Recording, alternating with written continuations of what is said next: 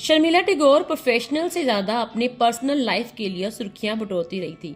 सबसे बड़ी वजह थी उनकी inter caste inter religion marriage. एक मुसलमान था और दूसरा हिंदू बंगाली परिवार से।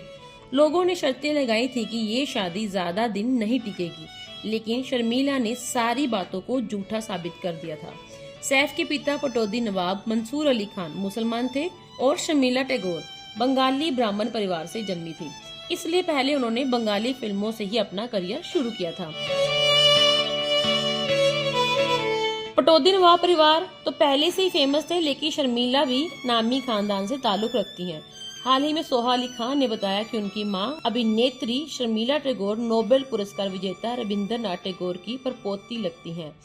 शर्मिला टैगोर के पिता गितेंद्र Nath Tagore British India corporation में जनरल मैनेजर की पोस्ट पे थे। कुलीन बंगाली हिंदू टैगोर परिवार के सदस्य होने के नाते उनका संबंध नोबेल पुरस्कार विजेता रविंद्रनाथ टैगोर, अभिनेत्री देविका रानी और चित्रकार अवनींद्र नाथ टैगोर से है। गितेंद्र नाथ प्रसिद्ध चित्रकार गगनेंद्र नाथ टैगोर के पोते थे और वह रविंद्रनाथ के चचेरे भाई लगते थे। इस तरह से शर्मिला उनकी परपोती लगी।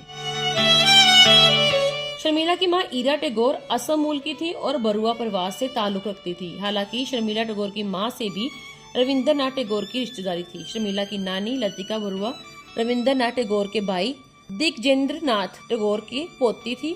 शर्मिला टैगोर के नाना ज्ञानदबी राम बरुआ थे, जो एक असमिया स्वतंत्रता सेनानी और लेखक थे और गुवाहाटी में अर्ल लॉ कॉलेज, जो अब गवर्नमेंट लॉ कॉलेज के नाम से जाना जाता है, के पहले प्रिंसिपल भी थे। स्वयं प्रसिद्ध सामाजिक कार्यकर्ता गुलाबी राम बरुआ के बेटे भी थे।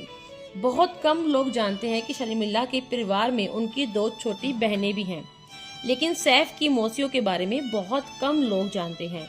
शर्मिला की बहनें यानी कि सैफ की मौसियां, जिनका नाम है रोमिला और टिंकू टैगोर।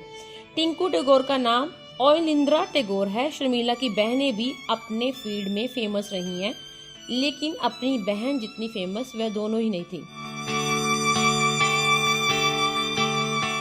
ओइलिंद्रा की सबसे पहले फिल्म जो आई थी वो थी रविंद्रनाथ टैगोर की कहानी तपन सिन्हा की बंगाली फिल्म काबुलीवाला।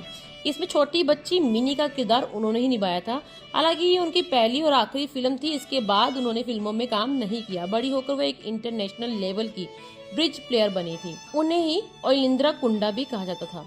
रोमिला सेन की शादी एक बड़े बिजनेसमैन निखिल सेन से हुई थी, जो लंबे समय तक ब्रिटानिया इंडस्ट्रीज के CEO रहे। अब वह इस दुनिया में नहीं है। शर्मिला की दोनों बहनें अपने परिवार में ही मस्त रहीं और लाइमलाइट से दूर रहीं। शर्मिला की तरह उनके बच्चे सैफ और सोहा भी फिल्मों में आए। वहीं एक बेटी सबा अली खान पुश्तैनी काम में ही बिजी रही।